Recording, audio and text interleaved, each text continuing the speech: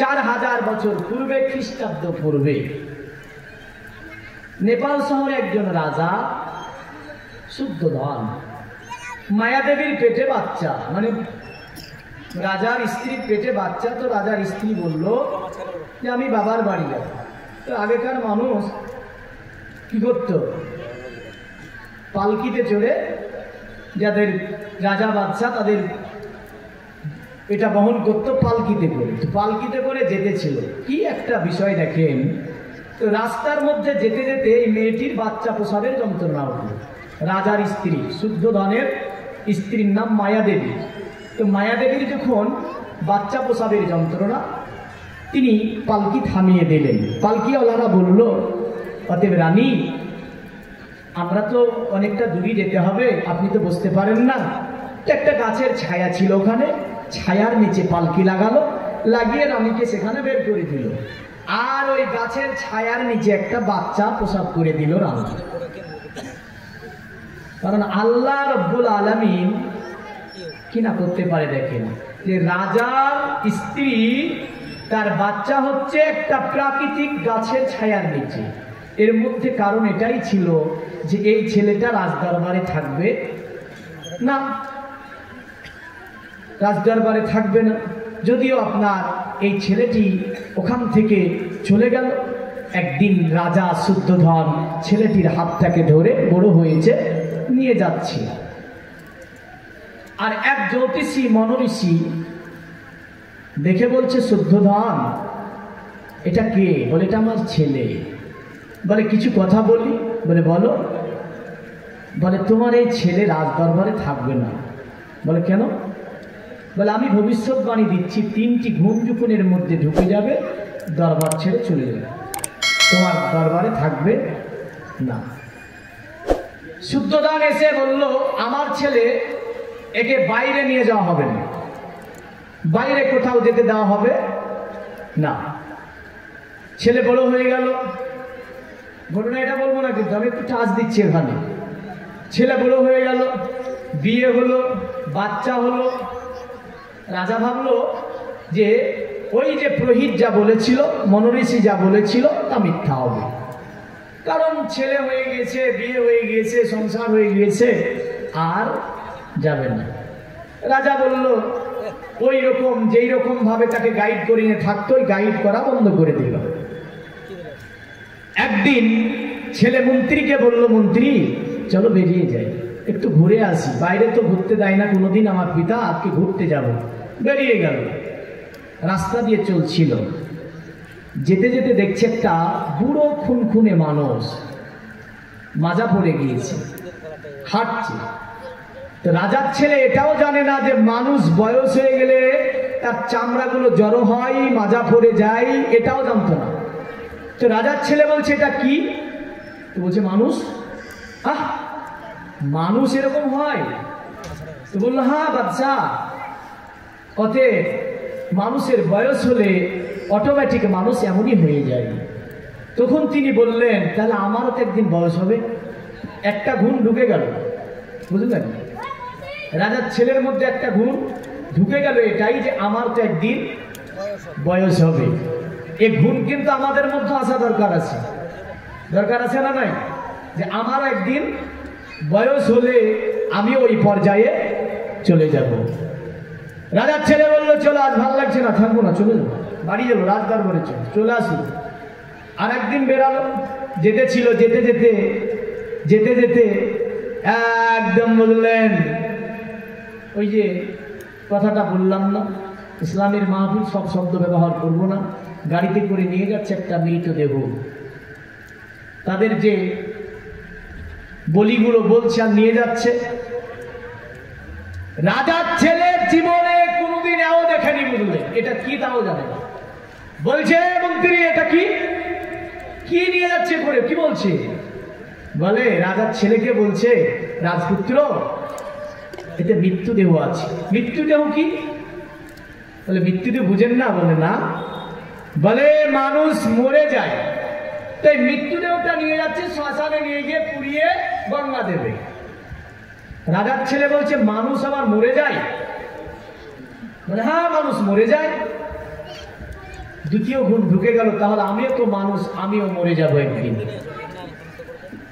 দ্বিতীয় গুণ যখন ঢুকলো, বলে বাড়ি চলে থাকবো না। তৃতীয় দিন বেরালো, তৃতীয় দিন বেরিয়ে চলে যাচ্ছে, একটা গাছের পাশ দিয়ে যেতে ছিল রাজার ছেলেকে নিয়ে মন্ত্রী।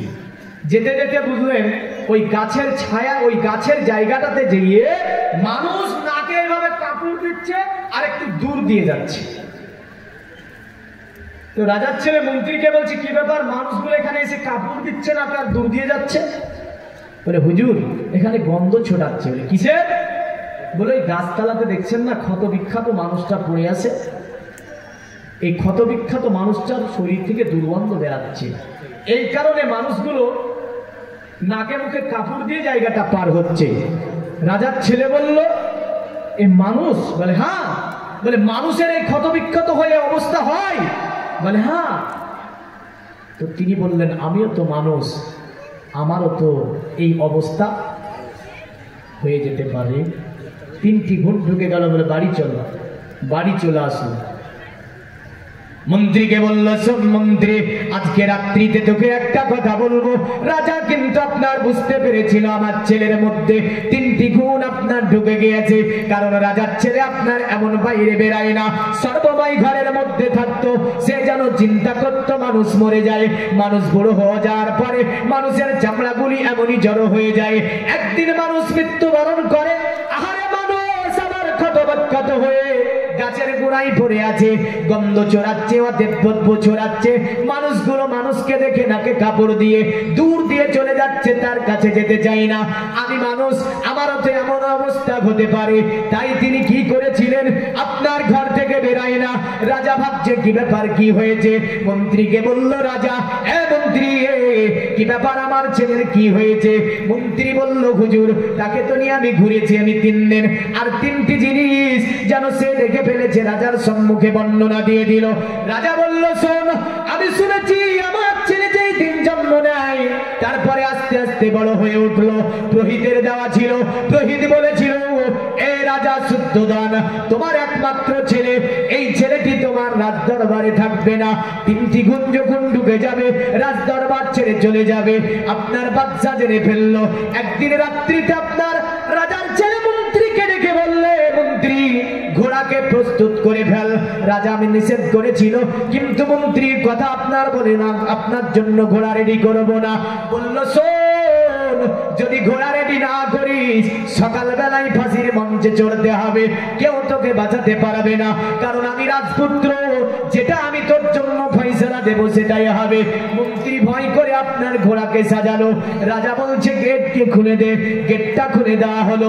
রাজার ছেলে ঘোড়ার পৃষ্ঠে চড়ে মন্ত্রীকে বলল, শোন, জীবনে কোনোদিন আর রাজ দরবারে আসবো না। ঘোড়ার পৃষ্ঠে চড়ে তিনি একদম নেপাল শহরের নদীর কূলে যাবার পরে ঘোড়াটাকে আপনার ছেড়ে দিলেন। অরণ্য জঙ্গলের মধ্যে তিনি চলে গেলেন, সাধনা শুরু করে দিলেন, রাজ দরবার ছাড়লেন। তিনি পৃথিবীর জমিনে একটা ধর্মের জন্ম দিয়েছিলেন, যে ধর্মটার নাম ছিল বুদ্ধ ধর্ম।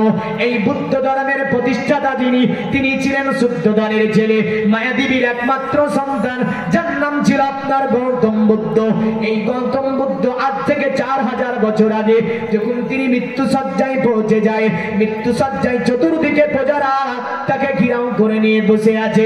তারা বলছে, হুজুর আমাদের বুদ্ধ, আপনি তো চলে যাবেন, আপনার জায়গাতে একটা বুদ্ধকে নিয়োগ করে যান, যার আমরা অনুসরণ করে চলবো, যার আমরা অনুকরণ করে চলবো।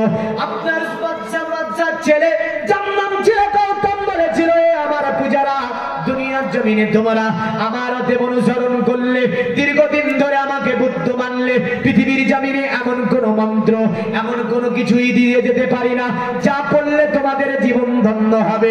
তবে আমি গৌতম পৃথিবীর জমিন থেকে যাবার পূর্বে একটা ভালো কাজ আমি তোমাদের জন্য করে যাব। তারা বলল, বুদ্ধ বলুন, এমন কি ভালো কাজ করে যাবেন? বলল, শুনে রেখে দাও, পৃথিবীতে আমি অনেকগুলো আসমানি শরীফা দেখেছি, এমন করে অনেক গবেষণা করেছি, যদি একটা ধর্মের আমি জন্ম দিয়েছি, কিন্তু পৃথিবীর জমিনে আমি কোনো প্রথম দ্বিতীয় নয়, আমি কোনো লাশ বুদ্ধ নয়, আমি কোনো বেশ বুদ্ধ নয়। আমার পরে পৃথিবীর জমিনে একজন বুদ্ধ আসবে, যিনার নাম হবে 4 অক্ষরের। ওই বুদ্ধকে মানার জন্য বলে যাচ্ছি, আমার জায়গায় কোনো বুদ্ধ রাখবো না। তারা বলল, এ বুদ্ধ, এ আমাদের গৌতম, আপনার কি ব্রেন খারাপ হয়ে গেছে? তিনি বলেছিলেন, আমার পূজার আসরে রেখে দাও, আমার ব্রেন খারাপ হয়নি। কারণ পৃথিবীর জমিনে যে বুদ্ধের কথা আমি বলে যাচ্ছি, তাকে যদি তোমরা মেনে নিতে পারো, তাকে যদি তোমরা জেনে নিতে পারো, তাকে যদি তোমরা ধরে নিতে পারো, তোমাদের দুটি জগৎ কল্যাণ হবে। আর তিনার উপরে একটা মন্ত্র দেখেছি, যে মন্ত্রটা যুগে যুগে অনেক ঋষি মনীষী থেকে নিয়ে অনেক প্রেরিত দূতেরা পড়েছে, আমি দেখেছি। যে মন্ত্রটা আমি তোমাদের বলে দেব, মন্ত্রটা হচ্ছে লা ইলাহা ইল্লাল্লাহ মুহাম্মাদুর রাসূলুল্লাহ সাল্লাল্লাহু আলাইহি ওয়াসাল্লাম। এই মন্ত্রটা যদি তোমরা জপে নিতে পারো, তোমাদের জীবনের গুনাহ মহান স্রষ্টা মাফ করে দেবে। নারে তাকবীর, হাত উঠে বলে ফেলনা যেতে হবে না। নারে তাকবীর, নারে সালাত, নারে হায়দারি। তিনি বললেন যে মন্ত্রটার কথা, সেটাই ছিল কি? কলেমা। কলেমা যদি পড়ে নিতে পারে, জীবনের গুনাহ কি হবে? মাফ হবে। তো বুদ্ধ বলেছিল, জীবনে একটা ভালো কাজ করে যাবে, মৃত্যুর আগে ওই বুদ্ধের কথাটা আমি তোমাদের বলে দিলাম। হয়তো এটার জন্য যদি আমার কিছুটা গোনা মোচন হয়, আমার জায়গাতে আমি কোনো বুদ্ধ নিয়োগ করতে পারবো না। তো 4000 বছর আগে বলছি, খ্রিস্টাব্দ পূর্বের কথা। তিনি বলছেন কার কথা? মুহাম্মদ সাল্লাল্লাহু আলাইহি ওয়াসাল্লামের। বোঝা গেল দুনিয়ার জমিনে যত মনের ঋষি এসেছে, যত জ্যোতিষী এসেছে, যত সাধক এসেছে, যত জ্ঞানীগুণী এসেছে, এমন করে ইসলামের নবীগণ এসেছে দুনিয়ার জমিনে, সকলে একজনেরই বার্তা দিয়েছে, যিনি হচ্ছে মুহাম্মদুর রাসূলুল্লাহ সাল্লাল্লাহু আলাইহি ওয়াসাল্লাম। সকলের একই বার্তা ছিল, মুহাম্মদ দুনিয়াতে আসবে, মুহাম্মদ দুনিয়াতে আসবে, মুহাম্মদ দুনিয়াতে আসবে। আজ যদি আল্লাহ এ জামানার নবী না করে, তুমি যদি ওই নবীর উম্মত করতে, বড় উপকৃত হতাম আমরা। কিন্তু আমরা ওই নবীর উম্মত হয়েছি, উম্মতের আমরা দায়িত্ব পালন করি না। নাকি করি গো? আমরা ওই নবীর উম্মত বটে, কিন্তু ওই উম্মতের যে দায়িত্ব তা আমরা পালন করি না। আমরা বলি নবীরে মানি, বলি না? বলে না? নামাজ পড়ে বেরিয়ে বলছে নবীরে ভালোবাসি, মসজিদের ভিতরেও বললো নবীরে ভালোবাসি। এবার এক মাতাল, বুঝলেন, মদ খেয়ে মাতলামি করছে, চলে যাচ্ছে, বলছে তোর চেয়ে আমি বেশি ভালোবাসি। কি বলছে ও? তোর চেয়ে আমি বেশি ভালোবাসি। তাস খেল যায়, বলছে নবীরে আমি ভালোবাসি। গাজাই টান মেরে বলছে, তোরা যা করছিস সবই ভুল, আমি বেশি ভালোবাসি। বলে কেন? বলে আমি আল্লাহ নবীকে দেখতে পাই। গাজাই টান মেরে বলছে। গাজাই টান মারলে কি করে? চোখে ধাঁধা লেগে যায়। আর ধাঁধা লেগে গেলে জোনাকি দেখা যায়। হ্যাঁ, তো জোনাকি দেখে বলে আল্লাহ নবী। এ আবার বলে যা করছে ওরা সব ভুল, আমাদেরটাই ঠিক। এই কারণে ও গাজা ছাড়বে না জীবনে, বলবেন ও গাজায় টান দেবে নাকি নবীর আল্লাহ দেখতে পাবে। কি যুক্তি দেখেছেন? হ্যাঁ, তাহলে সবাই বলছে নবীরে ভালোবাসি। কে নবীকে ভালোবাসে? এই ফয়সালা নবী দিয়েছে, জোরে বলেন। দিয়েছে না দেয়নি? হ্যাঁ, নবী বলে শোনো, আমাকে তো বলে সবাই ভালোবাসি, কিন্তু নবী বলছেন মান আহাব্বা সুন্নতি ফাকাদ আহাব্বানি ওয়া মান আহাব্বানি কানা মাই ফিল জান্নাহ। আমাকে তারাই ভালোবাসে যারা আমার সুন্নাতকে ভালোবাসে, জোরে বলেন সুবহানাল্লাহ। আর যারা আমার সুন্নাতকে ভালোবেসে নিল, ওদের ঠিকানা কোথায় হবে? কোথায় হবে? জান্নাতে। তাদের ঠিকানা হবে জান্নাতে। আমরা বলি আমরা নবীর দিওয়ানা, কোরআন পড়া জানি না। আমরা নবীর দিওয়ানা, কোরআন পড়া জানি না। আমরা নবীর দিওয়ানা, বেদের ওয়াজ যারা শুনবো না, মানে বেদেই শুনবো। আমরা আছি, চিঠি লিখে দিয়ে দেয়, বেদ বলেন, বেদ বলেন, বেদ বলেন, বলবো। তো বেদ বললে গুনাহ হবে, এটা শিওর। এই ফতুয়া পৃথিবীর বড় বড় মুক্তিটা দিয়ে দিয়েছি। শুনবেন তবু গুনাহ হবে, বলবো তবু গুনাহ হবে, বলে কহে বলবো, কারণ যাতে করে পাকড়াও আপনি আমাকে না করতে পারেন। হ্যাঁ আসি। আর আমরা বলি কি, আমরা নবীর দিওয়ানা, সুদ খাওয়া ছাড়বো না। সুদ চলে না? চলে না? হ্যাঁ, ইন্টারেস্ট বলে চালায়। হ্যাঁ, ইন্টারেস্ট, সুদ না। আর বলে আমরা নবীর দিওয়ানা, রমজানের রোজা রাখবো না। আমরা নবীর দিওয়ানা, অন্যের মাল হরণ করা ছাড়বো না। আমরা নবীর দিওয়ানা, যৌতুক বন্ধ হবে না। ও বলে আমরা নবীর দিওয়ানা, লটারি কাটা বন্ধ করবো না। কাটে না? কাটে না? হ্যাঁ, আবার গিয়ে রাসূলুল্লাহ একটু মিলে যায়, লটারি কাটছে। হারাম, আর হারামকে ও নবীর রাস্তা দিচ্ছে। এবার কি ফতোয়া হবে একটু মুফতিদের কাছে জেনে নিন। হ্যাঁ, আমরা নবীর দিওয়ানা। কারা নবীর দিওয়ানা? যারা বলে আমরা নবীর দিওয়ানা, নামাজ পড়া ছাড়বো না, জোরে বলেন, তারা নবীর দিওয়ানা হবে। যারা বলে আমরা নবীর দিওয়ানা, অতএব হারামের ধারে যাব না, আমরা নবীর দিওয়ানা, লটারি কাটবো না, আমরা নবীর দিওয়ানা, অন্যের মাল হরণ করবো না, আমরা নবীর দিওয়ানা, যৌতুক নেব না। ইনশাআল্লাহ বলেন। যাদের বলার দরকার নেই তারা ইনশাআল্লাহ বলে দিয়েছে, আর যাদের বলার দরকার তারা কিন্তু চুপ আছে। হ্যাঁ, আর যাদের দরকার নাই তারা বলে দিয়েছে ইনশাআল্লাহ। যাই হোক, তাহলে বোঝা গেল নবীর দিওয়ানা যারা হবে তারা রাসূলের সুন্নাতের পাবন্দি করবে, জোরে বলেন সুবহানাল্লাহ। নবীর ইত্তিবা করবে, কোরআনের অনুসরণ করবে, হাদিসের অনুসরণ করবে, রাসূলের দেওয়া উপদেশগুলি জীবনের সঙ্গে বাস্তবায়ন করে চলার চেষ্টা করবে, তারাই হবে নবীর দেওয়ানা। আর এ যদি চালাকি করে বললেন পেটে লাগছে বলে রোজা ছাড়ে, চলে গেল। এবার একটা আমল দিয়ে দিচ্ছি ওয়াজের মধ্যে। নবীজি হাদিসে বলছেন, মায়েরা অনেকে এই রোজা রেখেছে, অনেকে রাখতে পারেনি, আপনারাও রাখতে পারেননি। আল্লাহ নবী বলছেন, মান সামা রমাজান, যে ব্যক্তি রমাজান শরীফে রোজা রাখলো, অতঃপর সুম্মা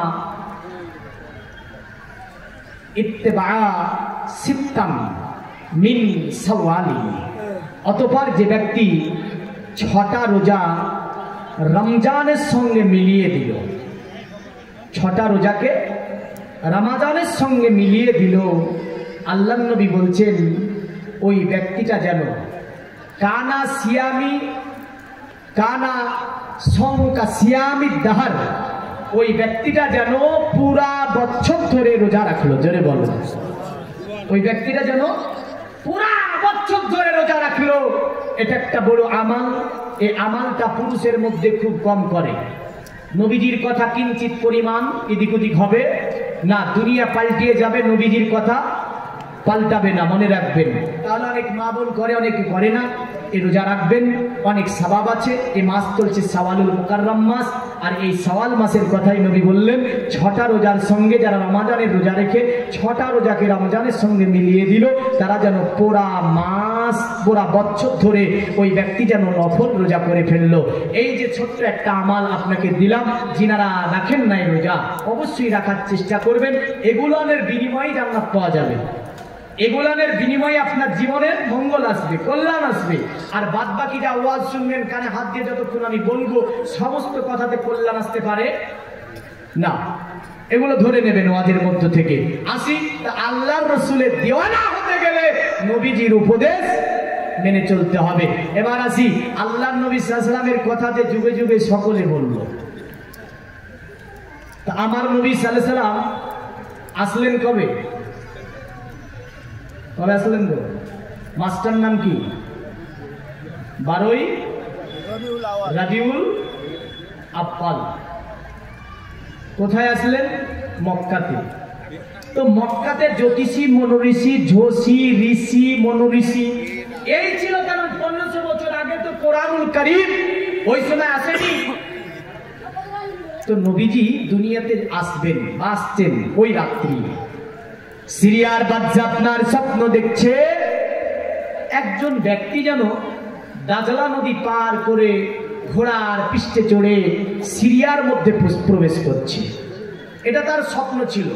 স্বপ্ন তো আমরাও দেখি না, এই স্বপ্ন দেখেন না, নানা রকম স্বপ্ন দেখেন। সেদিন একজন এসে বলছে, মৌলভী সাহেব একটা তাবিজ করে দিতে হবে। কিসের তাবিজ? বলে আমার বাড়িতে আমার বৌমাটা প্রতিদিন স্বপ্ন দেখে খারাপ। বলে কি স্বপ্ন? বলে উড়ে উড়ে জানে চলে যায় কোন দিক। তেমন কোরআন পড়া জানে? বলে না। নামাজ পড়া জানে? নামাজ পড়ে? বলে না। তাহলে এমন বৌমা উড়ে চলে যাক না। হ্যাঁ, রাগ করছেন? হ্যাঁ, এমন বৌমা থেকে কি হয়েছে উড়ে চলে যাক, যে কোরআনও পড়া জানে না, নামাজও পড়ে না, এমন বৌমা থেকে কি লাভ?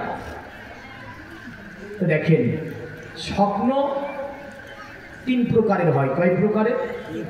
আর একটা আমাল দিয়ে দিচ্ছে, আমালটা করবেন। অনেকে খারাপ স্বপ্ন দেখেন, দেখবেন না ইনশাআল্লাহ। হাদিস শরীফে আছে, মিশকাত কিতাবুর রুয়া বলে একটা চ্যাপ্টার অধ্যায়ন আছে।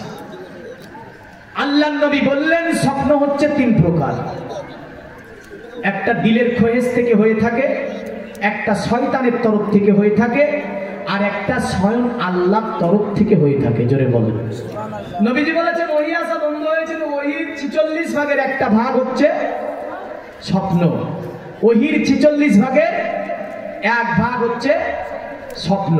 তো এই স্বপ্ন খুব খাতারনাক, শয়তানের স্বপ্ন খুব খাতারনাক। বুঝবেন, এ দেখবেন এদিক ওদিক ঘুরে নিয়ে বেড়াচ্ছে, বেড়াতেই বলবে পোশাক লেগেছে, পোশাক ফির। দেখা যাচ্ছে একটা ভালো জায়গা দেখে পোশাক ফিরালো, খুঁজতে গিয়ে দেখা যাচ্ছে বিছানায় পোশাক। এমন আছে না নাই? একাধিক ছেলেরা বিছানে পোশাক করে দেয়। শয়তানের চক্রান্ত। যদি শেখ সাদি থেকে আমরা এর একটা বর্ণনা এইভাবেও পাই। এখন একজন ব্যক্তি প্রতিদিন বিছানায় পোশাক করে, বললেন স্ত্রী বলছে প্রতিদিন তোমার এই কাপড় চোপড় আমি আর খাসতে ধুতে পারছি না। বলে কি করবো রে? প্রতিদিন স্বপ্ন দেখি ভালো, কি কেমন কেমন স্বপ্ন, কুন্দি উড়ে উড়ে চলে যায়। আর মনে হয় একটা ভালো জায়গা দেখে পোশাক করি, উঠে দেখি বিছানায় পোশাক। শয়তানের কাজ। হ্যাঁ, শয়তানের কাজ। তো স্ত্রী আবার বলছে, শুনে একটা কথা বলি, শয়তানের মেলা টাকা, শয়তানের নাকি মেলা টাকা। আজকে রাত্রিতে যখন তোমারে বলবে যেখানে পোশাক করো, তো তুমি বলবে এতদিন ধরে আমার বিছানায় পোশাক করালি, আমার টাকা দেয়া। আজ পোশাক করছি না। দূর পরিকল্পনা নিয়ে বললেন বিছানায় শুয়ে আছি, আর ওই রাত্রিতে ঠিক বুঝলেন ওই স্বপ্ন চলছে, যে বলছে একটা ভালো জায়গা দেখে পোশাক ফিরতে যাবে। বলে না, প্রতিদিন বছরে পোশাক করাস, আর পোশাক করছি নাই। ইবলিস বলছে ভালো জায়গা তোর পোশাক করে নে। বলে না, ভালো জায়গা দেখে রোজ পোশাক করি, আর বিছানায় পোশাক হয়। তো বলছে ওই স্ত্রীর কথা মনে পড়েছে। বললেন স্ত্রী বলে দিয়েছে যখন তোমার পোশাক করাতে যাইবে এখানে ওখানে টাকা চাইবে। তো স্বপ্নে দূর পরিকল্পনা ছিল, বলছে রোজ পোশাক করাস বিছানায়, আমার আজ টাকা দে। তোদের নাকি শুনেছি মেলা টাকা, টাকা নেবি? বলে হ্যাঁ, 1 বস্তা টাকা বললেন মাথায় চাপিয়ে দিয়েছি। হ্যাঁ, ওই মাথায় টাকা নিয়ে বললেন সেই দিন স্ত্রী, সেই দিন বিছানায় পোশাকও হয়েছে, পায়খানা হয়েছে। হ্যাঁ, উঠে বলছে স্ত্রী, বলছে আর তুমি পায়খানা করেছো বিছানায়। বলছে আমার দোষ না, তোর দোষ। আমার দোষ মানে? তুই যে বলেছিলি টাকা চাইতে, তো টাকা চেয়েছিলাম, আর 1 বস্তা টাকা দিয়েছিল, টাকার ভারীতে আজকে পেশাবও হয়েছে, পায়খানা হয়েছে। তো বোঝা গেল স্বপ্নে নয়, এই জিন পরিস্থিতি শয়তানদের কাছে কোনো জিনিস চাওয়া যাবে না। আল্লাহ নবী বললেন স্বপ্ন হচ্ছে 3 প্রকার। বিশ্ব নবী বললেন শোনো আমার উম্মত, এই শয়তান তোমাদেরকে স্বপ্ন দেয় প্রথম রাত্রি থেকে একদম মধ্যরাত্রি পর্যন্ত, সেটা হতে পারে। আর দিলের কোয়েস থেকে বান্দা স্বপ্ন দেখে। যেমন করে আপনার যে কোনো কাজকর্ম বান্দা যখন করে, ওই সময় আপনার বান্দা যেন ওই কাজের স্বপ্ন দেখতে পারে। আল্লাহ নবী বললেন আর আল্লাহর তরফ থেকে আল্লাহ তোমাদেরকে একটা স্বপ্ন দেয়, যেটা শেষে রাত্রি শেষের অংশে হয়ে থাকে। জোরে বলেন সুবহানাল্লাহ। বললেন আমার উম্মত, যদি স্বপ্ন তোমাকে খুবই খারাপ মনে হয়, যদি শয়তান বিতাড়িত শয়তানের স্বপ্ন মনে হয়, আল্লাহর নবী বললেন বান্দিকে 3 বার চুক্কুরি দিবে। জাগৃত হওয়ার সঙ্গে সঙ্গে চুক্কুরি দেওয়ার পরে আউযু বিল্লাহ বিসমিল্লাহ পড়ে আল্লাহর কাছে বলবে, আল্লাহ আল্লাহ বিতাড়িত শয়তানের প্লাবন থেকে আল্লাহ তুমি আমাকে হেফাজত করো। আমার নবী বললেন শয়তান তোমার কোনো ক্ষতি করতে পারবে না। জোরে বলেন সুবহানাল্লাহ। আমার নবী যে আমল বলেছে এই আমল যদি আপনি করতে পারেন জীবনে কোনোদিন খারাপ স্বপ্ন দেখবেন না। আল্লাহ سيدنا مولانا محمد وعلى آله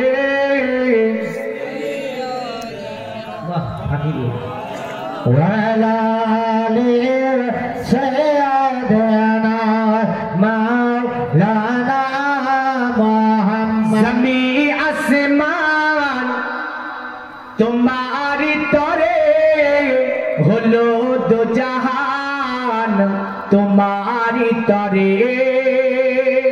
জোরে বলবেন না সুবহানাল্লাহ।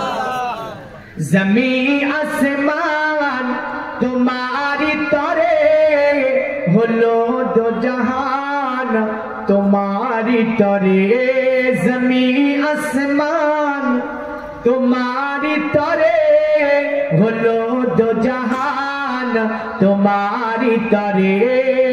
দেহে মত জান তোমারি তরে ও নবী মহান তোমারি তরে। আরে চাইছি দোয়া বইছে হাওয়া সাফা মারুয়া আসা যাওয়া। জোরে বলি সুবহানাল্লাহ। কারণ হাজীগঞ্জ গিয়ে সাফা এবং মারোয়া সাতটা চক্কর দেয়।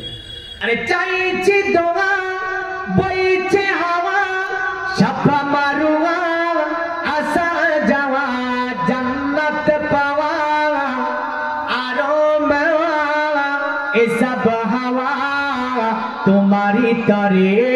জমি আসমান তোমারি তরে হলো দো জাহান তোমারি তরে।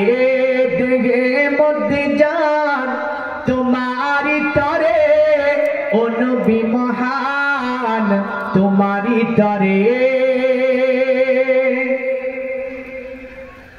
আরে আকাশ তারা জ্বলছে সারা তোমারি সারা চাঁদ পারা পারা। বলি সুবহানাল্লাহ। আকাশ তারা জ্বলছে সারা তোমারি সারা চাঁদ পারা পারা। গারে গিরা কোরআনে পারা গারে গিরা কোরআনে পারা প্রতিটি সোরা তোমারি তরে। জমি আসমান তোমারি তরে হলো দো জাহান তোমারি তরে।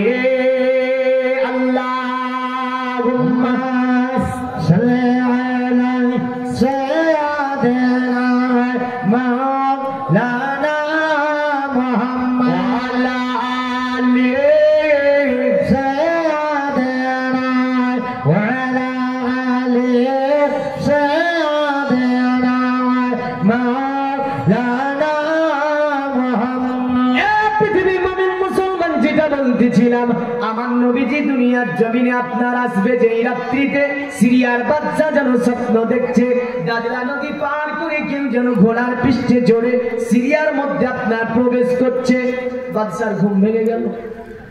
বাদশা ঘুম ভেঙে যাবার পরে ভাবছি স্বপ্ন কেন দেখলাম। সকাল হলো বড় ভারী সিংহাসন বুঝলেন ওই সিংহাসনে বসতে যাবে অটোমেটিক সিংহাসনটা পড়ে গেল। বাদশা জ্যোতিষীদেরকে ডাকলো মনোঋষি ডাকলো ডেকে বলল দীর্ঘদিন ধরে তোদেরকে বেতন দিয়েছি রেখেছি জ্যোতিষীরা আমার স্বপ্নের তাবির বলে দিতে হবে। তারা বলল এই মহান বাদশা আমরা চেষ্টা করব আপনার স্বপ্নের তাবির বলে দেওয়ার। পৃথিবীর মুমিন মুসলমান ওই সময়তে আপনার জ্যোতিষী মনোঋষিদের কেমন কায়দা ছিল। তারা মরার মাথা রাখতো, কোন পশুর হাড্ডি রাখতো, কোন গাছগাছরা জড়বটি রাখতো, রাখার পরে কড়িগুলিকে পড়িয়ে পড়িয়ে ফেলতো। কারণ আগেকার জামানাতে জাদু নিয়ে কাজ চলতো। এখনো চলে না? চলে না? ওই যে সাপুরারা আছে দেখেন, সাপরা খেলাতে দেখাতে আসবে, দেখাতে এসে বলবে এই গাছটা তুমি নাও, তোমার সাপে কামড়াতে পারবে না। কি বলে? সাপ কামড়াবে না। তো মেয়েরা দেখে যে ক টাকা দাম, বলে 1 টাকাও নেব না, তবে 7 ধাতুর একটা তাবিজ দেবের জন্য 100 টাকা নেব। 1 টাকাও নেবে না। আর মানুষ নিয়ে বললেন বেঁধে রেখেছে, এটা বাধা নিঃসন্দেহে হারাম, এটা তামিমা। রাসূলুল্লাহ সাল্লাল্লাহু আলাইহি ওয়াসাল্লাম বলেছেন তামিমা যারা পড়লো তারা শিরক করলো এক ধরনের। আর শিরক হচ্ছে ইয়া বুনাইয়া লা তুশরিক বিল্লাহ ইন্নাস শিরকা লাযুলমুন আযীম। লুকমান বলেছিল আমার ছেলে আল্লাহর সঙ্গে কারো শরীক করো না, কারণ ইন্নাস শিরকা লাযুলমুন আযীম, শিরক হচ্ছে মস্ত বড় গুনাহ। সাপে কামড়াবে না। কোন গাছের একটা পিঠালো জ্বর এনে ভরে দিয়েছে, হাতে নিয়ে ঘুরছে, আর আল্লাহ বলছে সালামুন আলা নূহিন ফিল আলামিন। সুবহানাল্লাহ। এটা যদি পৃথিবীতে কোনো আপনার কেউ ব্যক্তি মাত্র 7 বার পড়ে নিতে পারে, আল্লাহ পাক তিনি বলেন অতএব এই আল্লাহর কোরআনের এই আয়াতটা যদি 7 বার পড়ে নাই, তাকে সাপ কাটবে না ওই দিনে। জোরে বলেন সুবহানাল্লাহ। দুনিয়ার মুমিন মুসলমান, ওই বাদশার দরবারে জ্যোতিষী বসেছিল। হঠাৎ করে একদল লোক দৌড়ে এসে বলল, এ বাদশা, এ মহান বাদশা একটা গজব হয়ে গিয়েছে। বলে কি গজব হয়ে গিয়েছে? বলে বাদশা আজকে রাত্রিতে আমাদের মন্দিরে আমরা পূজা দিতে পারিনি, কারণ মন্দিরে যেন আমরা পূজা দিতে পারিনি, মন্দিরের আগুন যেন নিভে গিয়েছে। বাদশা বলছে যেখানে 1000 বছর ধরে পূজা হয়, আজকে হঠাৎ করে মন্দিরের পূজা বন্ধ হয়ে গেল, কারণটা কি? এমন জ্যোতিষীদেরকে বলল, এই জ্যোতিষীরা তোমাদেরকে বলতে হবে এর পিছনে কারণটা এমন কি। জ্যোতিষীরা আপনারটা বলতে আপনার ব্যর্থ হলো। ইতিমধ্যে আরেক দল মানুষ দৌড়ে আসলো, বলেছিল বাদশা, এ মহান বাদশা, আরেকটা কাজ আমাদের সিরিয়াতে সংগঠিত হয়েছে। বাদশা বলল, বলে এমন কি কাজ সংগঠিত হয়েছে? বলল আমাদের সিরিয়াতে ওই যে সামুয়া নামে যে দরিয়াটা রয়েছে, যে দরিয়ায় জীবনে পানি দেখা যায় না, আজকে রাত্রিতে হঠাৎ করে যেন সামুয়া দরিয়াতে পানি ভর্তি হয়েছে। জোরে বলুন সুবহানাল্লাহ। আল্লাহ তাজ্জুব হয়ে বলছে, যে দরিয়াতে জীবনে পানি ছিল না, আজকে রাত্রিতে হঠাৎ করে পানি হয়ে গেল, এটা কেমন করে হতে পারে? আর একটা দল দৌড় দিয়ে আসলো বাদশার কাছে। বাদশাকে বলে, বাদশা, এই মহান বাদশা, সিরিয়াতে আরেকটা যেন বড় তাজ্জব ঘটনা ঘটেছে। বাদশা বলল, কি ঘটনা ঘটেছে? বলে মাসোয়া নামে ঝরনাটায় অটোমেটিক পানি জারি হয়েছে। বাদশা বলছে তাজ্জব ব্যাপার, এর ঘটনাগুলি ওই জ্যোতিষীদেরকে বলল, শোনো, বেতন দিয়েছি, খাবার দিয়েছি, দীর্ঘদিন ধরে দরবারে পুষে রেখেছি, এই তাবির তোদেরকে বলতে হবে। তারা বারবার আপনার চেষ্টা করলো, কিন্তু তাদের কোনো গণনা কাজে আসলো না, তারা তাবির দিতে ব্যর্থ হলো। জ্যোতিষীরা বললে, মহান বাদশাহের সঠিক তাবির আমরা খুঁজে পাচ্ছি না, তবে আপনাকে একজন ব্যক্তির কথা বলবো, যার নাম হচ্ছে সাতিহি জ্যোতিষী। আমাদের সিরিয়াতে একজন জ্যোতিষী থাকে, যার নাম সাতিহি। এই সাতিহি জ্যোতিষী আপনার স্বপ্নের তাবির বলে দিতে পারবে।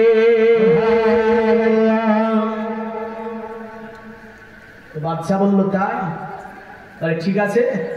কিছু পূজাকে পাঠালো সাতিহি জ্যোতিষীর কাছে। যে সময় সাতিহি জ্যোতিষী মৃত্যু সজ্জায় ছিল, সাতিহি জ্যোতিষী আপনার মৃত্যু সজ্জায় পড়ে গিয়েছিল। যদিও ভারত উপমহাদেশের মুহাদ্দিস যার নাম আব্দুল হক মুহাদ্দিসে দেহলভী, তিনি মাদারাজুন নবুওয়াতে সাতিহির ঘটনা লিখেছেন এইভাবে যে সাতিহি জ্যোতিষী পৃথিবীতে এমন জ্যোতিষী ছিল, যিনি আপনার তাওরাত, জবুর, ইনজিল এমন করে অনেকজন ঋষি মনীষীর কিতাবের মহান পণ্ডিত ছিল। এমন করে তাজ্জুবকর বড় ঘটনা যেটা এই সাতিহি জ্যোতিষীর, সেটা হচ্ছে এই সাতিহি জ্যোতিষীর শরীরে কোনো হাড্ডি ছিল না। এটা তাজ্জুব লাগবে, কিন্তু ভারত উপমহাদেশের বুকে সবচেয়ে বড় মুহাদ্দিস মাদারাজুন নবুওয়াতে লিখেছেন যে সাতিহি জ্যোতিষীর শরীরে কোনো হাড় ছিল না। রেগে যেতে তো বলের মতো গোল হয়ে যেত, এমন একটা মানুষ ছিল। আর অনেকগুলো জিন তাবে ছিল, অনেক জিন তাবে করে রেখেছিল। তো বাদশার শাসন যখন, বাদশার প্রজারা যখন সাতিহির কাছে পৌঁছে গেল, সাতিহি মৃত্যু সজ্জায়, তাকিয়ে বললে, প্রজারা, তবে যাবার পরে বলে দে, কারণ বাচ্চার স্বপ্নের তাবির আমি বলে দিতে পারবো। আজকে রাত্রিতে বাচ্চা একটা স্বপ্ন দেখেছে, বলল এই মহান জ্যোতিষী আমরা তার তাবিরই বলতে পারিনি, এই জ্যোতিষী দয়া করে তাবিরটা আপনি বলে দেবেন। সাথী বলেছিল বাচ্চাকে আমার দরবারে আসতে বল, আমি তার তাবির নিশ্চয়ই বলে দেব। আপনার দ্বারা ফিরে আসলো, মহান বাচ্চাকে বললে বাচ্চা আমরা আপনার তাবির বলতে পারবো না, তবে সাথী জ্যোতিষী এখন মৃত্যু সজ্জায়, আপনি যদি তার কাছে চলে যান নিশ্চয় আপনার স্বপ্নের তাবির বলে দিতে পারবে। বাচ্চা আপনার প্রশাসনকে নিয়ে সেই জায়গায় পৌঁছালো। সাথী মুচকি হেসে বলল, এ বাদশা আজকে রাত্রিতে তুই স্বপ্ন দেখেছিস গাজলা নদী পার করে কেউ যেন সিরিয়ার মধ্যে প্রবেশ করছে, এর তাবির হচ্ছে আজকে রাত্রিতে এমন একজন বালক জন্মগ্রহণ করেছে, অতি তাড়াতাড়ি তোর রাজত্বের অবসান ঘটাবে, অতএব এই রাজত্ব অতি তাড়াতাড়ি তোর ওই ছেলেটা দখল করে নেবে। সাথী বলছে ব্যাপারটা খারাপ। বাচ্চা বলল তাহলে ওই বাচ্চাটা কোথায় জন্ম নেবে? সাথী বললে বাচ্চা শুনে রেখে দে, ওই মানবটা জন্ম নেওয়াতে সামুয়া বাসুয়া ঝরানাতে পানি আসবে। ওই বাচ্চাটা যেই দিন জন্ম নেবে আমি তওরাতে দেখেছি, ইনজিলে দেখেছি, জবুরে দেখেছি, আসমানি সহিফাতে দেখেছি, ওই বাচ্চাটা যখন জন্ম নেবে ওই সময়তে ওদের সিরিয়ার মন্দিরে কোনো পূজা হবে না। বলে হ্যাঁ পূজা হয়নি। সঙ্গে সঙ্গে বলল বাচ্চাটার পরিচয় দাও। যার ব্যাপারে ইঙ্গিত আসছে সনাতন ধর্মের কিতাব, কিতাবটার নাম হচ্ছে ভবিষ্যৎ পুরাণ। তাতে লিখেছে দরে মিলোচ্চার্যেন সম্ভাবিত মহামাদিতি খ্যাত শিক্ষা সম্ভাবিত নিপ্রসিত মহাদেবং মুরিস্তালু নিবাসী নমো গঙ্গা জনেশ্চ সমস্নাপ্য পঞ্চগব্য সম্ভবিতে নমস্তে বিরিজানাথ মুরিস্তালু নিবাসিনে তীব্র সুরনসায় বহুমায়া প্রবার্দিনে। বলল সাথী যেগুলো বলেছিল আপনার ভবিষ্যৎ পুরাণে এক ধরনের এইভাবে এসেছে। বলল শোন, ওই যে ব্যক্তিটা জন্ম নেবে ওনার অতএবে মরুর প্রান্তরে তিনি জন্ম নেবে, তিনার নাম কি হবে? তিনার নাম হবে মোহাম্মদ। কি নাম হবে? বিকৃতি পূর্ণ একটি নাম মোহাম্মদ সাল্লাল্লাহু শানে এই মোহাম্মদ শব্দ ব্যবহার করা একদমই চরম পর্যায়ে অন্যায়। কারণ তিনার নাম কোরআনে সুন্দর করে আল্লাহ বলেছে। জোরে বল, কে বলেছে? আল্লাহ বলেছে মা কানা মুহাম্মাদুন আবা আহাদিম মির রিজালিকুম ওয়ালাকিন রাসূলুল্লাহি ওয়া খাতামান নাবিয়্যিন। মুহাম্মদ সাল্লাল্লাহু আলাইহি ওয়াসাল্লাম কোন পুরুষের পিতা নাই, আর ইনি হচ্ছে নবীদের সমর্পণকারী নবী, কারণ আর কোন নবী রাসূল দুনিয়াতে যাবে না। আর তাদের কিতাবে বলল মুহাম্মদ তিনি আসবে একটা মরুর প্রান্তরে। তার চরিত্র কেমন হবে? বলে অতি উত্তম হবে। যারা আমার নবীর চরিত্রকে নিয়ে কথা বলেছে, আমার নবীকে নিয়ে কটূক্তি করেছে, তাদের আপনার বড় বড় পণ্ডিতেরা, বড় বড় ঋষিরা, বড় বড় মনীষীরা আমার নবীর আপনার প্রশংসামূলক গীত গাইছে। আমার নবী পাকের চরিত্রকে নিয়ে তারা আপনার কথা বলতে গিয়ে বলেছে আল্লাহর নবীর চরিত্র ছিল অতি উত্তম।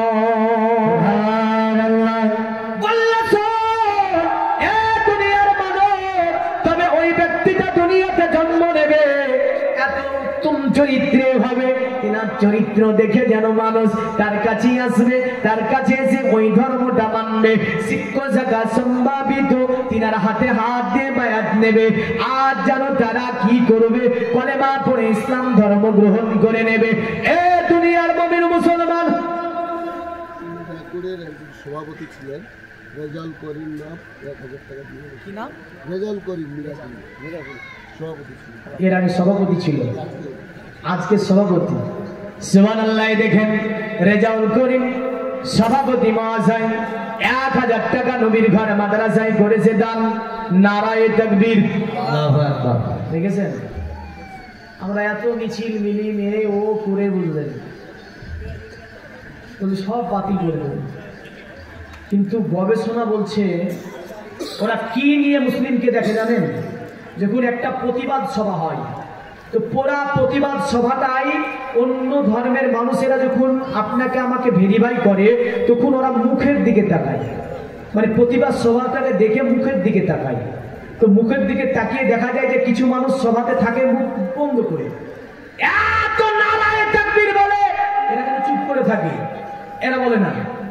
ওরা গবেষণা করে এটা বুঝে নেয় যে এই যে লোকগুলো আছে এরা বেড়াচ্ছে সবে মাত্র, সামনে দাঁড়ালে আর থাকবে না, সামনে দাঁড়ালে পালাবে। কারণ এদের আল্লাহ আকবরের ধ্বনি বলতে কিছুই নাই, মানে প্রেম ভালোবাসা নাই, আসতে হয় এসেছে। হ্যাঁ, বাইতুল আকসা মসজিদ একসময় আরাবিয়ানরা শুধু নারায়ে তাকবীর, আল্লাহ আকবার, নারায়ে রিসালাত ইয়া রাসূলুল্লাহ ধ্বনিতে ওরা মসজিদকে মুসলিমরা দখল করেছিল। জোরে বলেন, কিচ্ছু লাগেনি, শুধু ধ্বনিতে পালিয়ে গিয়েছিল। এই ডাক তারা এমন জোরে দিয়েছিল, একটু জোরে বলুন তো নারায়ে তাকবীর, আরো জোরে বলুন নারায়ে তাকবীর, নারায়ে রিসালাত, 1000 টাকার দাতা জিন্দাবাদ, জিন্দাবাদ বলেন। আল্লাহ দান কবুল করে, আশা আকাঙ্ক্ষা পূর্ণ করে, মনের বাসনা পূর্ণ করে, সকলে বলুন আল্লাহুম্মা আমিন। এতক্ষণ আমি অন্য রুটে ছিলাম, এবার বেদ বাইবেলের মধ্যে মোটামুটি এসে গিয়েছি।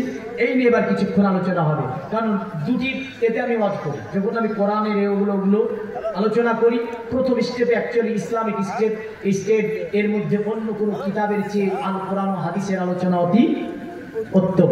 তবে যেহেতু ওই মনোনীশির কথা বলছিলাম, যা থেকে ভবিষ্যৎ কোরআনের একটা মন্ত্রকে আমি বুক করলাম, যে তাতে বলছে যে তিনি আসবে, তিনি চরিত্র হবে অত্যুত্তম, শিক্ষক শাখা সম্ভাবিত, আর মানুষের দলবল নিয়ে তিনি মক্কা শাসন করবে, মক্কার চতুর্দিকে শাসন করবে যিনি, তিনার নাম হবে কি? মুহাম্মাদুর রাসূলুল্লাহ সাল্লাল্লাহু আলাইহি সাল্লাম।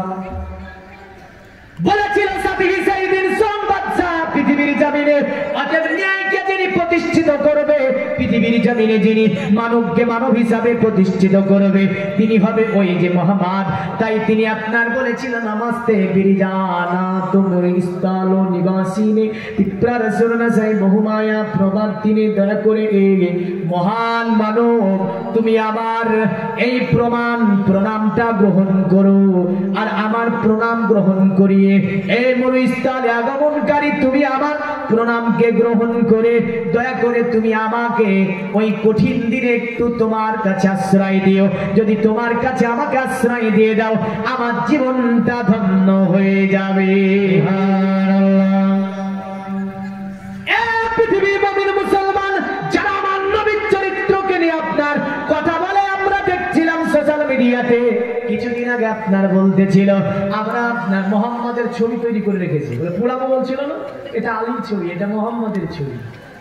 আল্লাহ বলছে মোহাম্মদের কিঞ্চিত পরিমাণ ক্ষতিও করতে পারবি না তোরা, উপকারও করতে পারবি না তোরা, যা করবি তোদের উপকার হবে, যা করবি তোদেরই অপকার হবে। কারণ ইন্নাল্লাহা মালাইকাতুহু ইসাল্লুনা আলান নবী ইয়া আইয়ুহাল্লাযীনা আমানু সাল্লু আলাইহি ওয়া সাল্লিমু তাসলিমা।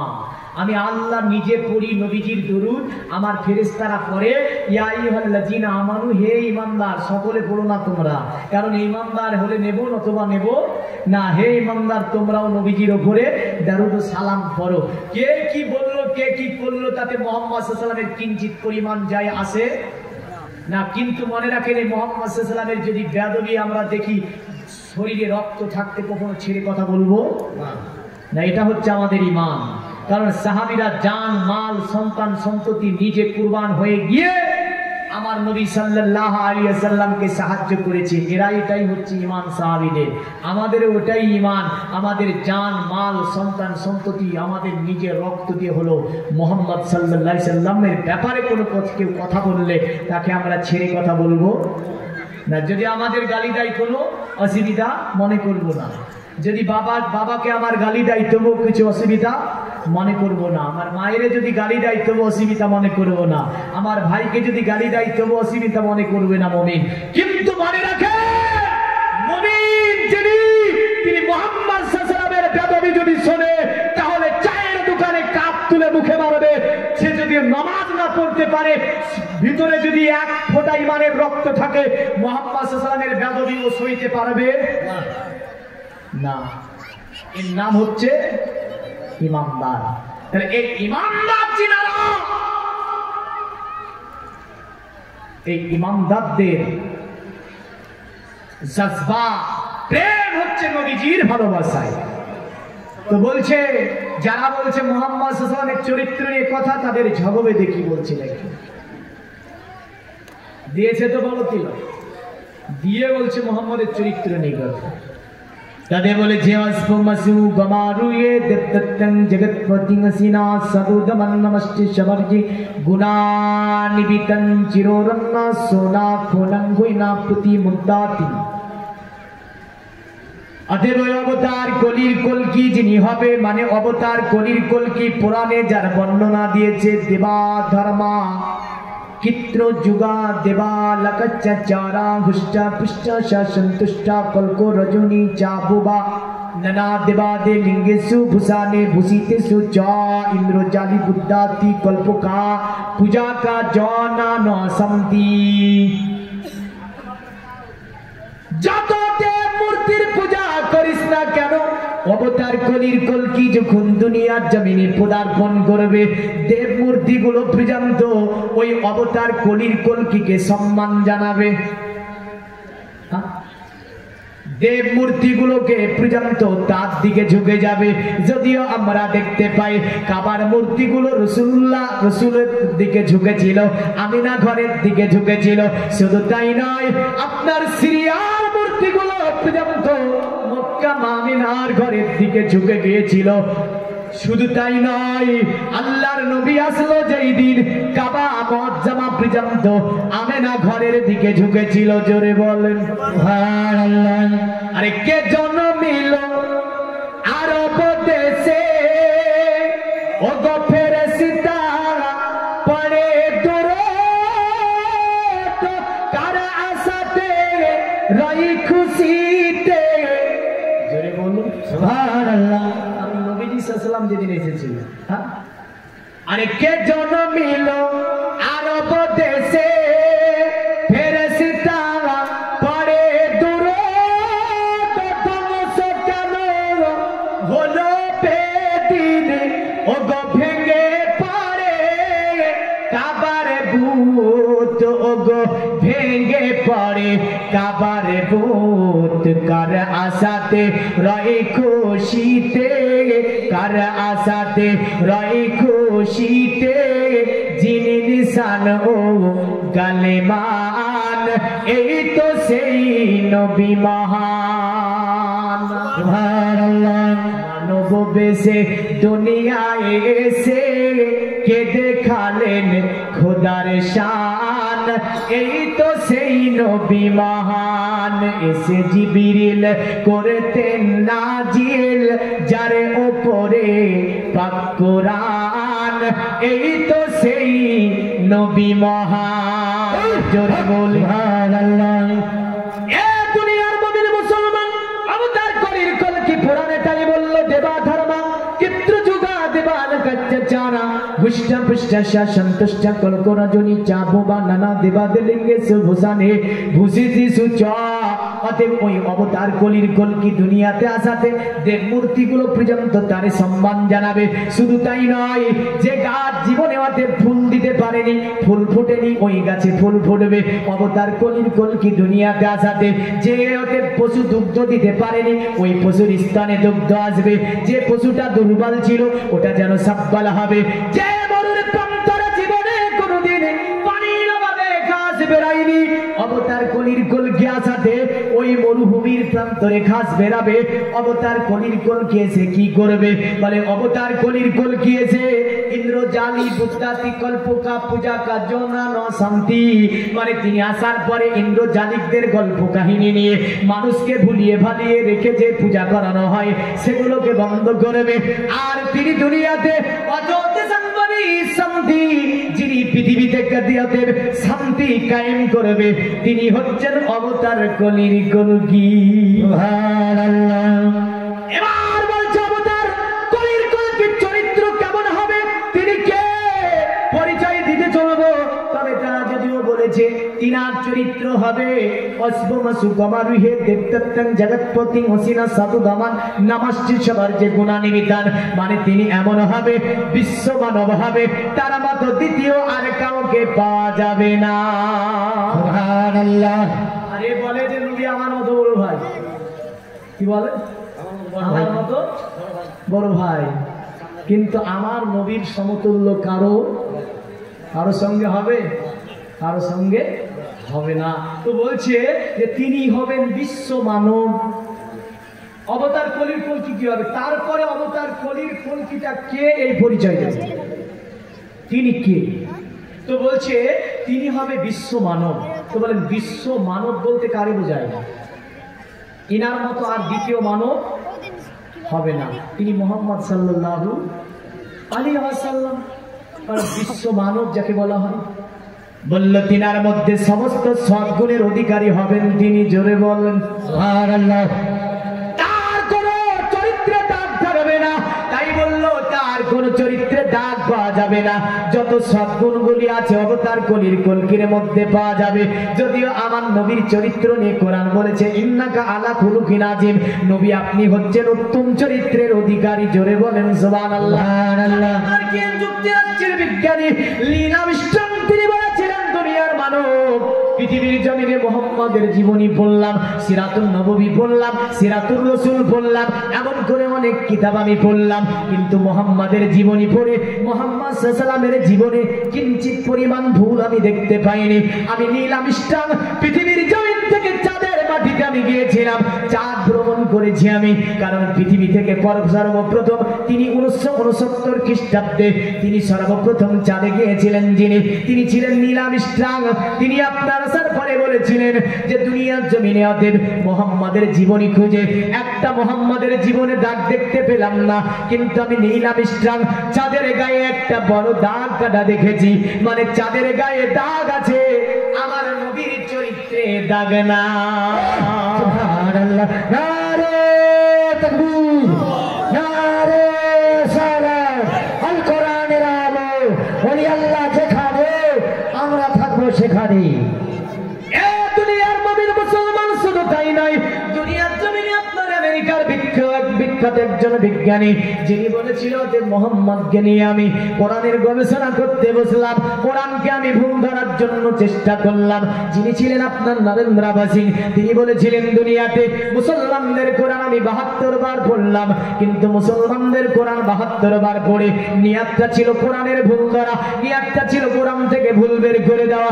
কিন্তু নরেন্দ্র সিং যখন এই আয়াত দেখেছিল ইন্নাকা আলা খুলুকিন আযীম, এ নবী আপনি মহান চরিত্রের অধিকারী, কারণ পৃথিবীতে আপনার চরিত্রের সানাদ আমি আল্লাহ কোরআন দিয়ে দিচ্ছি।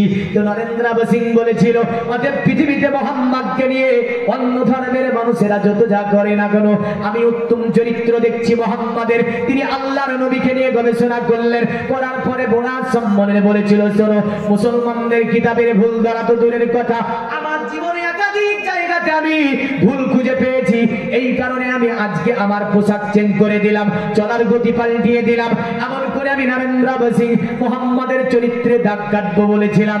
আল্লাহর নবীর চরিত্রে কোনো দাগ নাই, কারণ আমি এগুলো ভেরিফাই করতে গিয়ে, এই গবেষণা করতে গিয়ে আজকে ধর্মকে ত্যাগ করে দিলাম। আর ধর্ম ত্যাগ করে আমি কলেমা পড়লাম লা ইলাহা ইল্লাল্লাহ মুহাম্মাদুর রাসূলুল্লাহ সাল্লাল্লাহু আলাইহি সাল্লাম পড়ে আমি ইসলাম ধর্ম গ্রহণ করে নিলাম। শুধু তাই নয়, বিখ্যাত চিকিৎসা বিজ্ঞানী যার নাম ছিল আপনার ইবনে সিনা, যিনি আপনার হোমিওপ্যাথিক যে প্রতিষ্ঠাতা ছিলেন, পৃথিবীবাসীকে একটা কিতাব দিয়ে গেলেন, কিতাবের নাম দিলেন কানুন ভিত্তিক। এই কানুন ভিত্তিক বিভিন্ন ভাবে একে অনুদিত করে বিভিন্ন আপনার মেডিকেলে এখনো পড়ানো হচ্ছে। এই আপনার ইবনে সিনা আরবের জমিনে ট্যুর করতে যান, তিনি ভ্রমণ করতে যাবার পরে দেখে আরবের ভাষা হচ্ছে আরবি, আর তিনি আরবি বুঝতে পারে না। আরবের মানুষকে বলে এই ভাষাটা কি ভাষা? বলল আরবি ভাষা। বলে তোমাদের আর আরবি ভাষার মূল কিতাবের নাম কি? বলে আমাদের আরবি ভাষার মূল কিতাবের নাম হচ্ছে আল কোরআন।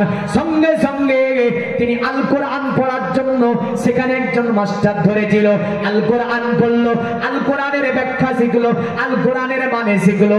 আল কোরআনের মানে শিখে বিশ্ববাসীকে এটাই বলেছিল, আমি কারণ ভিত্তিতে 3000 রোগ নিয়ে আলোচনা করেছি, 1000 রোগের ওষুধ পড়েছি, 2000 রোগের ওষুধ আমি খুঁজে পাইনি।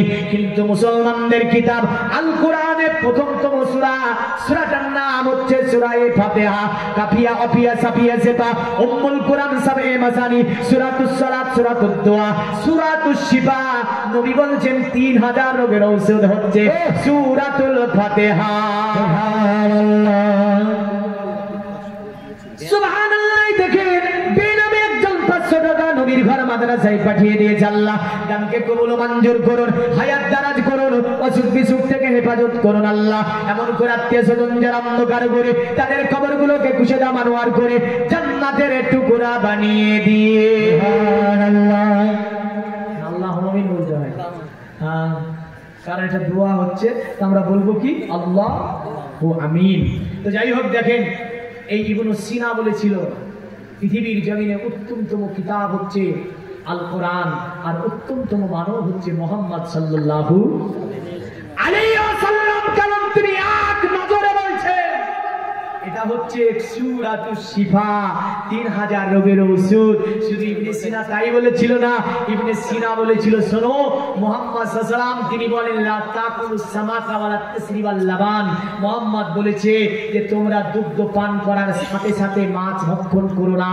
আমি ইবনে সিনা রাসূলের হাদিসকে নিয়ে গবেষণা করে দেখলাম যে যদি মাছ আর দুগ্ধ একসঙ্গে খায় তাহলে পাচনতন্ত্রে কমজোরি হবে, এ হজম শক্তি কমে যাবে। এমন করে দুটি অ্যাসিড ভিন্ন ধরনের বিভিন্ন পেটের কমপ্লেন হবে। আর মুহাম্মদ দুটি খাবার দেখে কোনো গবেষণা করলো না, মুহাম্মদ কোনো তাকে নিয়ে কোনো দেখা যাচ্ছে ল্যাবরেটরিতে নিয়ে গেল না। সুবহানাল্লাহ, সুবহানাল্লাহ।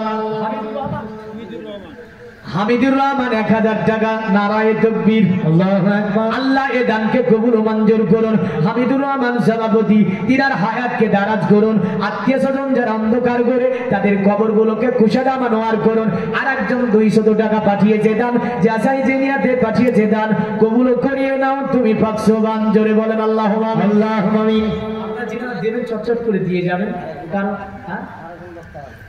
আরেকজন বক্তাও আছে, একটু চটচট করে দিয়ে যাবেন, দোয়া করে যাব।